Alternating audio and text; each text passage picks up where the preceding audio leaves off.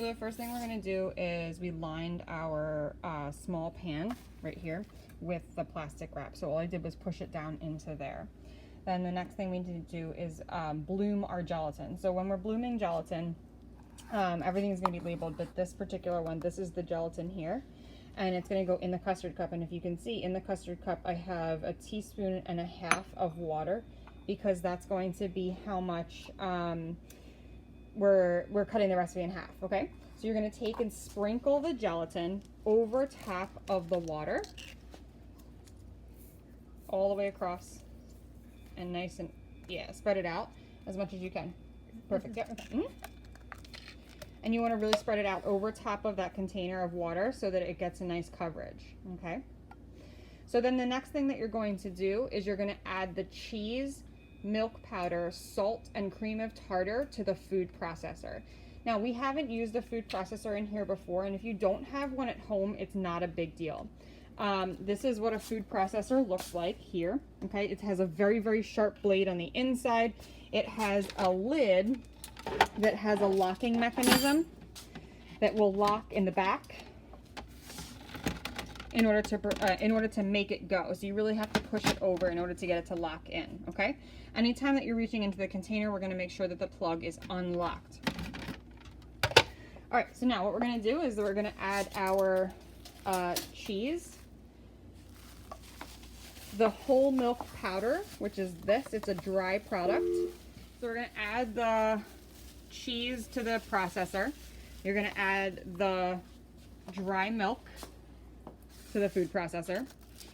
You're going to add the cream of tartar, which is the third container that you have. All right, and then the last thing that you're going to measure is salt. And so, yep, you're going to measure a 1/4 teaspoon of salt, and that's going to go in.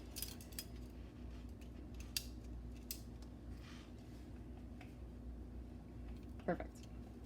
All right, so in terms of making the food processor work, what we need to do is we're going to put the lid on first, and you're going to twist it in to make sure it locks in. All right, then you're going to plug the machine in.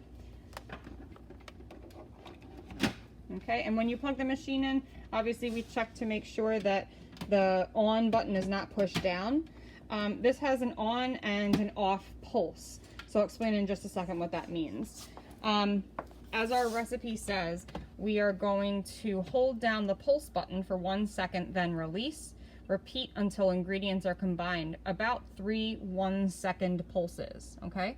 And so when you do a second long pulse, you want to give it like a full second. So 1, 2, 3, good. Okay, so that gives us about a second long pulse. What we're going to do is we're going to take our milk. Again, we're using a 1/4 cup plus 1 tablespoon because we have the recipe, and the milk is going to go into the microwave for about a minute, maybe a minute 15 seconds. We're going to look for the milk to just have bubbles around the edge. Okay, so clearly this was too much time for this milk. So we want to keep an eye as it's cooking.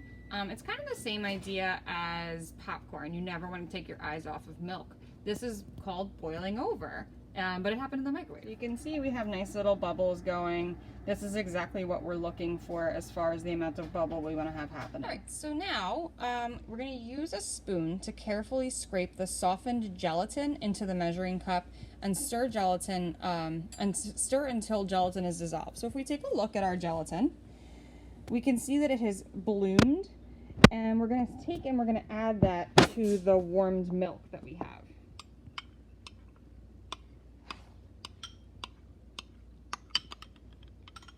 And the goal that we're going to look for here is that we're going to dissolve the gelatin into the milk.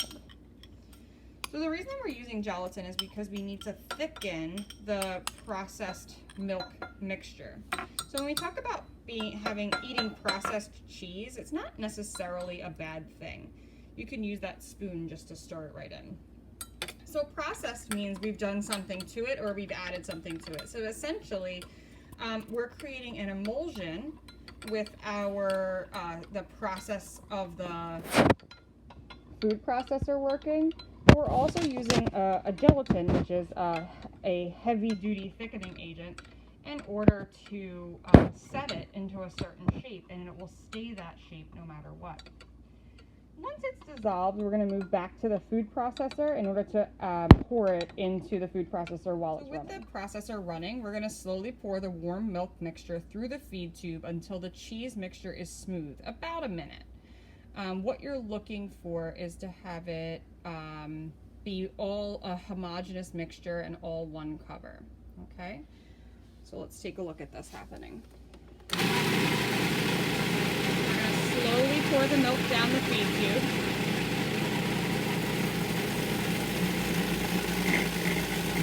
And you can see that the emulsion is starting to happen because we have the milk mixture being added.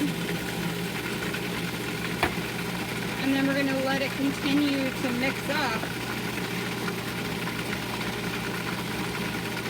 allowing all of it to become one homogeneous mixture.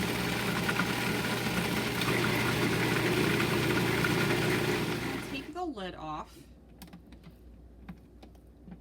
by spinning it one way. Good. And then the very next thing we're going to do is unplug the food processor. And this is like a safety measure, right? We want to make sure that we don't have anything running. So we have our blade in here and we need to take the blade out. You can see that we've had a beautiful emulsion where the we've brought together the cheese and the milk, and it's created this nice thickened product. It's homogeneous in nature. Now what we need to do is get it out of there, get it into the loaf pan, and make sure that the gelatin has a chance to set, and that's going to happen in the refrigerator. When you pull a food processor blade out, it's really, really important that you are as careful as possible when working with it. So we're going to take it out, we're going to scrape it off, and then put it to the side of the sink. You don't want to put it in the sink because it could be dangerous for somebody.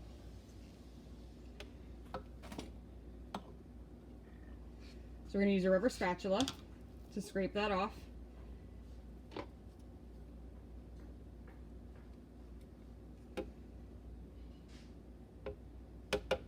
Good.